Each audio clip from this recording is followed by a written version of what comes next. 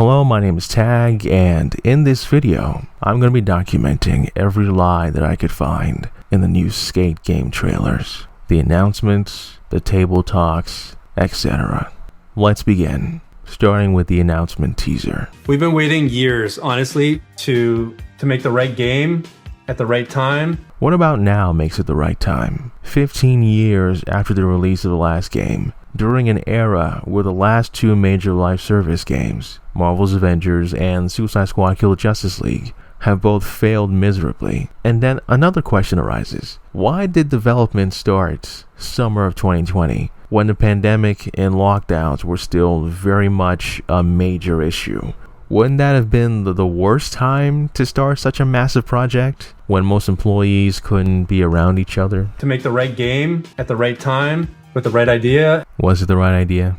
Next is the "we're working on it" trailer. This whole playing open online world, sessions like that picking up would the just be board so and looking funny. back. Reminds me of Skate 2. Reminds me of Skate 2. Reminds me of Skate 2. Which part? I wonder what they showed him that made him think that. Maybe they clipped him out of context. Either way, I'll give him the benefit of the doubt that he didn't mean to lie or mislead us like that. Oh cool, you're listening to the fans. The fans had asked for a live service, online-only game with clean photoreal environments and skateboards, but cartoonish looking organisms like our created characters and the trees and the bushes. The fans had asked for a game with no skate competitions, no death races, no game of skates, no one-up challenges, no team-up throwdowns, PvE or PvP, or just PvE and PvP in general. The fans had asked for a game where the only PvP feature doesn't give you rewards of any kind. No progression, nothing. Explain that spinning rail. Can you do that to anything? It's strange this clip is in here, because it's misleading. Of course you can't do that, but to include the clip in there anyway is something I find odd. I mean, they full screened him and everything like it was some grand moment, but no, you can't just do that with anything. Like, I don't want to look like anybody else. We all look like cartoon characters, man. I'm sorry to tell you. You can be a white cartoon character or a black cartoon character, a male cartoon character or a female one. These are your options. Sorry. You guys are in the f***ing future! Are they? Wait, the game is? The game's what? Wow. That's interesting. I'm gonna assume they were both told here that the game was gonna be online only. If that's true, I find it interesting that both of their reactions was to look away and say an interjection as unenthusiastically as possible. Wow. That's interesting. Really? Wow. Next, still working on it trailer.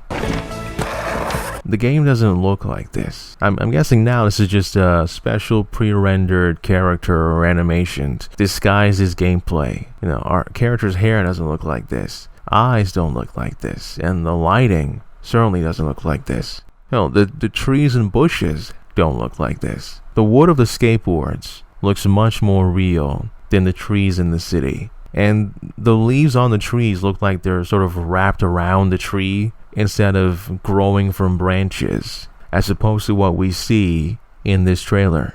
The ledges in game also don't look worn down from age. Shoes, socks, and pants don't have this level of quality. Skateboard wheels also don't look this dirty at any point in the game. Maybe a shadow being cast on your board can make your wheels look a little darker, but it doesn't look like dirt is covering it more. Also, the deck art on her board will cost you real money. I tried finding the pants and the socks, but I've had no luck so far. For shoes, I found versions that cost real money and another that doesn't, but I have not found this exact color. That's one of the issues of the marketplace being on rotation. The shirts also has versions you have to pay for, but I could not find this exact color. You cannot hold your skateboard with both hands while running, but it would be interesting to vary the skateboard holding animations. Now on to the first boardroom video. That's right, Sam Amsterdam. It's a whole new city. But I like to kind of think of it as a sister city to our old beloved San Vanalona. What about these cities make them sister cities? Besides having the word San in their names, one is a place for skaters, while the other is a place for skydivers. I'm guessing M-Core is supposed to be the bridge that really connects them, but there is no M-Core here. We're going to do this. We're going to listen to what you guys say over the course of time and put the features that you guys want into it. There's that lie again. The biggest feature requested is in offline mode. So much so that I've become annoyed seeing the request. Yet, if you check the game's roadmap, there's no mention of the most requested feature. Crazy thing is, if there was an offline mode, there would be no other skaters in the streets, since there's no AI. It would only be you, regardless of what you're doing. If the game servers get shut down, you will not be able to play anymore, ever again. And I think that's a reasonable fear, considering the path the game is going down. There are no AI skaters to accompany you, or to give you a tour, just an AI machine that's in your ear. So we want the whole world to fall in love with what we love, skateboarding, the culture. What skateboarding culture is in the game? The people who help teach you skateboarding in this game don't physically exist. They have no body. They're just a picture on the bottom right of your screen. The skate shops in this game have no vendors. There's no one there. These are two areas where some of that culture could have been included. Actually physically skating with the people in your ear to learn from them. Or some sort of do-as-I-do tutorial where they do the trick ahead of you and then you follow them. And having skate shops in-game that you can physically walk into, look around, and talk to the employees to get your rewards or buy stuff from them would have helped push the idea of skate culture much more than what we have in the game.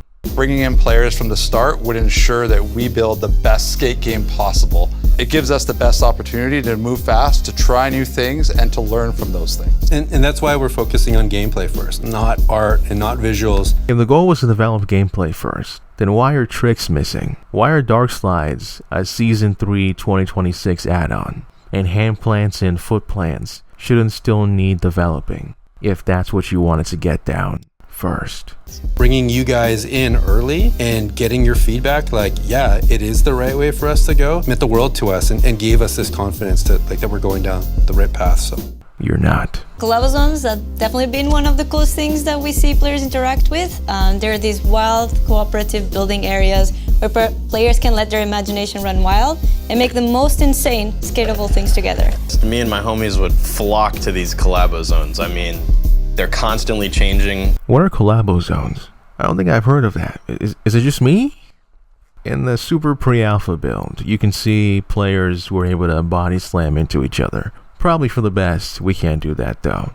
It could get pretty annoying. On to the boardroom episode 2. Another bit of super pre-alpha gameplay that looks more in line with what players wanted, and much more human looking characters. So you can jump off of your board and swing onto a bar, fly off, and then land back on your board again, for example. All these things can be combined together. Can you do this? I've never seen anybody swing off a bar, but I'm not sure. One of the main challenge is to build an evolving environment. We cannot just create a static city that will stay the same for the next 10 to 15 years. This is an incredibly ambitious time frame. The odds of it happening are not good. Next is the boardroom episode 3. We're really excited about community events. I kind of like to think about these like games at a carnival. Everybody wants to play them and there's a huge line, but you don't need to be an expert to participate. It's fun no matter how good you are at the game. And also, we're a video game, so there's not actually a huge line. Actually, there is, when you try to log into the game, and it tells you to wait several minutes because 60,000 people are trying to get in ahead of you. Pop-ups are another concept we are testing. These are dynamic events around the city that are all about bringing people together. They are not super long and they are not super hard. They are the same for everyone and they are cooperative. For example, you could be skating around and then see showing up that requires to score 50,000 points as a group. Everyone in the city can come together, contribute points, and then get some rewards and carry on with their day. Are these in the game? This is another thing I haven't encountered, but I'm unsure of its existence due to limited information online.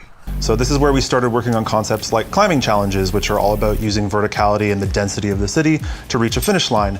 And we're also working on activities that aren't strictly about any one type of gameplay. So for example, we've explored things like big games of tag across a whole server. The game of tag might take place in a big construction zone. I don't know of any climbing only challenges, but a game of tag would be interesting. Only time will tell if they'd be able to pull something like that off, or even try to. In challenges, we have 3 difficulty tiers: own it, crash it, and shut it down. No, we do not. I didn't even think about the fact that the game doesn't have a difficulty setting. And with challenges, beyond just the main baseline difficulties that Christine mentioned, we also have modifiers. Modifiers are additional restrictions that will make you rethink how you tackle a challenge. So, for example, you might see an On the Spot that has a manual lines don't count modifier. Did you say modifiers? Could you have a slappy modifier? You could have a slappy modifier. Could you have a firecracker modifier? You could have a firecracker modifier. That's so sick. There are no modifiers in this game. Now on to the We Read Your Comments video. I hope you have a full department working on baggy pants. Well, that's a good use of resources. We have some people working on pants, and there will be baggy pants and there will be skinny pants. How many form-fitting jeans and trousers are in this game? I'm gonna say not many. Not as much as there needs to be. Please add textures. So far, the game looks really soulless. It's so bland compared to other games. As we've said before, the way that we're developing the game, we're starting with gameplay and building out from there. Yeah, start with fun and then make it look Build out, yeah. Can it be considered looking good when the characters don't look like they belong in the environment they're existing in because of their cartoonish appearance, which awfully contrasts with very real-looking environments in skateboards? Look at the detail on the skateboards, the scratches on it. It looks like they took a real skateboard and just magically put it into the game. And then look at the character who's standing on the skateboard. You can't imagine how hyped I am for this game since I heard about Skate. I swear to God, if the game is at least as good as Skate 3, I'll get a tattoo. Don't worry, whoever you are, you don't have to. Now on to the Boardroom, episode 5. We're part of an existing franchise. We're this new installment, and we're looking to hit the kind of art direction that's going to bring and welcome as many people to skate and skateboarding by proxy. Jumping off from the previous installments in the franchise, you go back, you look at it, it's actually quite stylized. We're running with it. We're going to try and evolve that. They did not evolve the stylization of the previous games. You look at deck art, you look at the brand logos, there's so much visual creativity, and that kind of gave us that permission to really go ahead and try and bring as much expression to the characters and how they look and as much personality as we can to the characters. Where? Options that we have right now, they are all very artistic and expressive. I've never seen most of these, but that could just be me and the fault of the game's rotating marketplace and inability to see most upcoming rewards. It's like a skeleton mask plus a bodysuit. The skull looks more like a skull in pre-alpha than in the final game. Everybody here at M-Corp loves pizza. Everyone here at M-Corp is really good. Stop crying! The entire and update from M-Corp trailer is almost entirely irrelevant and a complete waste of time. There's only one reference to it in the game, when the AI tells you that you're lucky for not being around during the M-Corp days. That's it. That's all that trailer amounts to. And on to the last video, the Skate's live action trailer. None of the locations in game look like what is shown in this trailer. There are no professional skaters in game. There are no events that include a crowd, and definitely no first-person perspective. In fact, throw the whole trailer away. It only serves as a reminder of what could have been. And that's it so far. All the lies that I could find in the Skate trailers.